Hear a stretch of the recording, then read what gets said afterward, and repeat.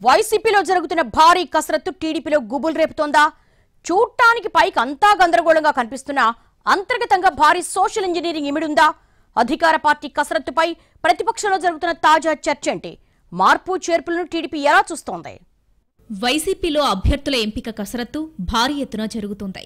మార్పులతో కొందరు పార్టీకి రాజీనామాలు చేశారు, మరికొందరు అలకబూనారు, ఇంకొందరు వచ్చే ఎన్నికల్లో సహకరించకూడదని నిర్ణయం చేసుకున్నారు. ఈ ఎక్సర్సైజ్తో ఆ పార్టీకి జరిగే నష్టమెంత, మనకు కలిగే లాభమెంత అని లెక్కలేసుకుంటున్నారట టీడీపీ నాయకులు. పైకి కనిపిస్తున్నట్టు ఈ వ్యవహారం తమకు లాభించేదా లేక అండర్ కరెంట్గా షాకిస్తుందా అన్న ఆందోళన కూడా ఉందట టీడీపీ వర్గాల్లో. ఎన్నికల్లో సోషల్ ఇంజనీరింగ్ కు కేర్ ఆఫ్ జగన్ అన్న అభిప్రాయం బలంగా ఉంది. అలాంటి వ్యక్తి చేస్తున్న మార్పులను అంత తేలిగ్గా తీసుకోకూడదన్న అభిప్రాయం బలంగానే ఉందట టీడీపీలో.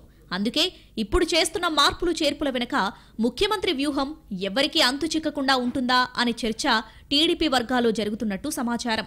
కొన్ని జిల్లాల్లో జగన్ చెప్పినట్టుగా వెళ్లి పని చేసుకుంటున్న వారు కనిపిస్తున్నారనే ఫీడ్బ్యాక్ టీడీపీ నేతలకొస్తుందట.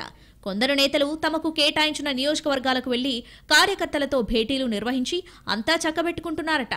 ఇంకా టైం ఉన్నందున ఎన్నికల నాటికి అంతా సెట్ చేసుకునే పనిలో ఉన్నారన్నది టీడీపీకి అందుతున్న ఫీడ్బ్యాక్గా చెబుతున్నారు.